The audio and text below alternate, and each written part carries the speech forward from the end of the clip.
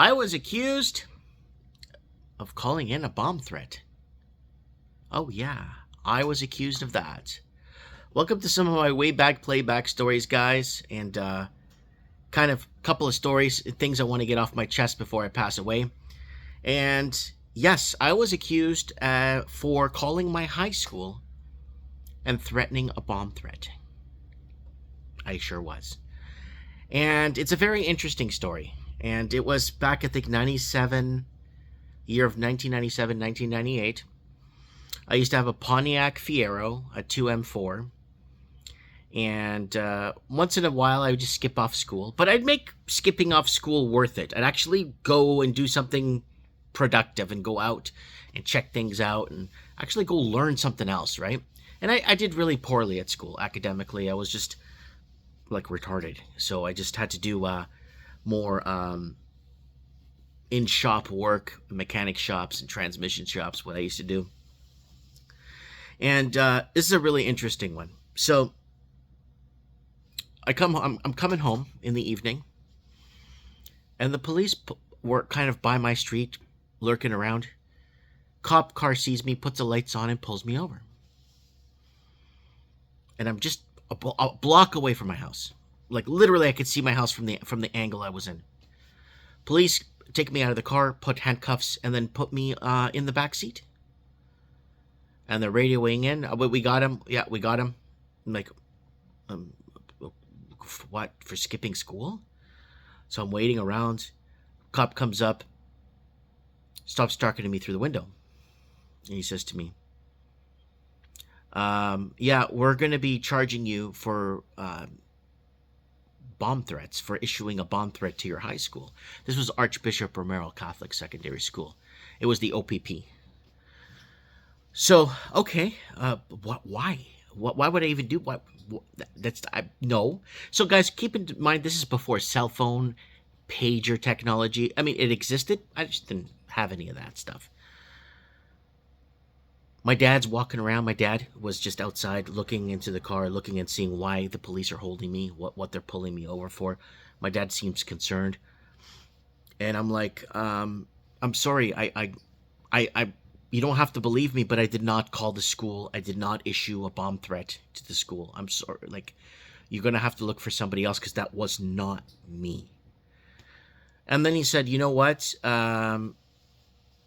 Yeah, it was you because the secretary recognized your voice. And I'm like, it wasn't me.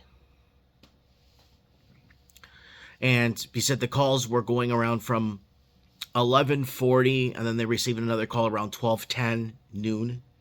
And then 1:15 was like, I guess 3 calls he told me, or 4 calls that were made. I'm like, sir, in all due respect, I it's not me. I did not do that.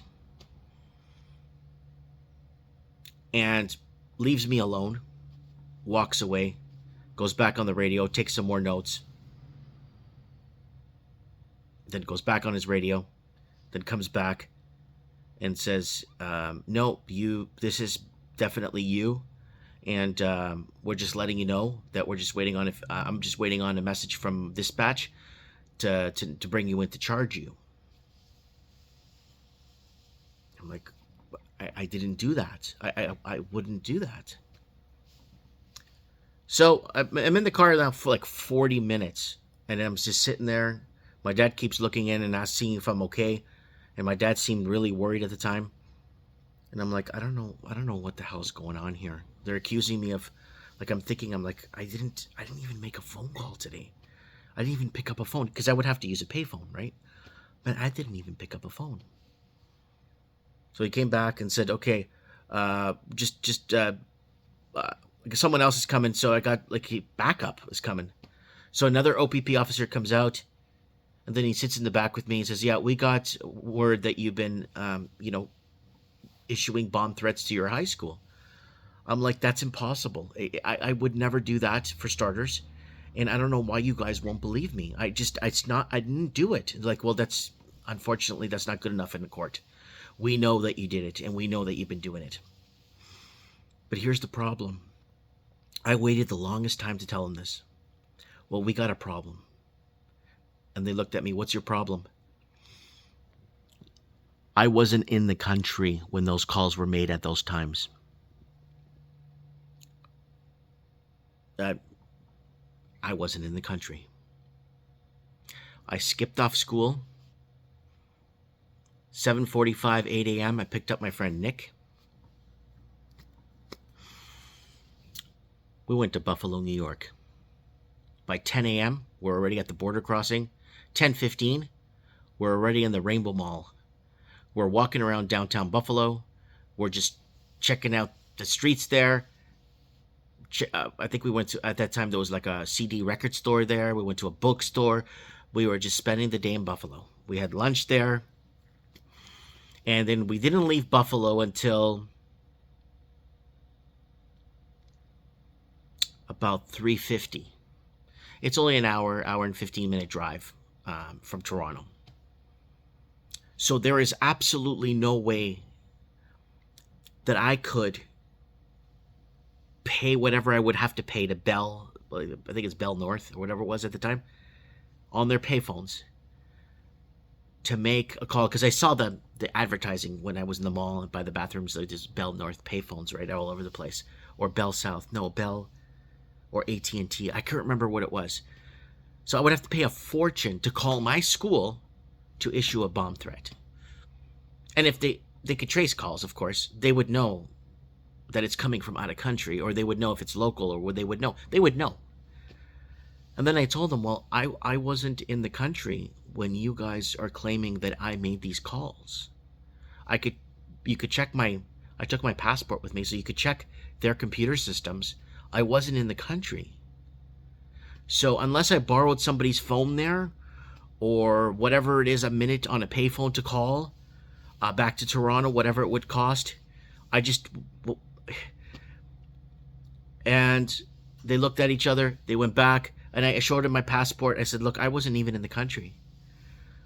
They went back, and then the guy looked at me. It's like, you people keep doing this, and you people. If I was judge, jury, and if I was prosecuting and crown, I would have you arrested and put you away for 6 months for uttering threats. What? And then he let me go. This is like, you can't make this stuff up. It's beyond anything you guys could ever imagine. I went through a very interesting childhood growing up. Very hated by employers for being Portuguese. Very hated by the police. The police hated Portuguese kids. They hated us. About that time, there was about close to 400,000 Portuguese living in Canada, almost 500,000, and we were treated pretty badly, right? But I really wanted to share this video with you guys because I just got some stories and things I want to get off my chest. But what would have happened if I didn't go to Buffalo that day? Honestly, would they have arrested me and then charged me for uttering threats to the high school, which I didn't?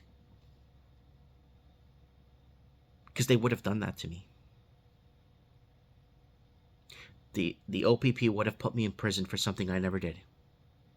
But because that day we went to Buffalo, and I'm never going to forget, it's almost like God's grace. You're going to wake up one morning, you're going to skip off school, and you're going to Buffalo, New York. And you're going to spend the day there. Because that's the only way I could protect you. If you think about it outside the box. And I'm just grateful to some of I don't know, just how I've been moved around through life. Where I've lived, who I've spoken to, what I've been with, and who I've been with, and what I've learned over the years, right? And I'm just grateful to you guys all these years on social media. 2025, I think it's going to be 15. Yeah, because my first channel was terminated in 2012. Yeah, so anyways, I just wanted to tell you guys that story. I could have probably did jail time. I could have went to like some youth prison of some sorts at that time. Because I think I was 17 at that time. And I think I was still considered a minor. I don't know. But I think they would have pressed hard to hurt me. And I just wanted to let you guys know that. I just hope my kids in the future could watch this video. I don't get a lot of traction on anything. We've been warning you guys 10 years ago about stuff that's happening now, and people keep asking me, so Mike, what do you think? What do you think? It's like, I don't know. I'm just losing gas. I'm losing steam. I'm just, the whole what do you think thing's over now. Let me know what you guys think in the comments below. That's my story of uttering bomb threats. Mike Martin's here. I have spoken.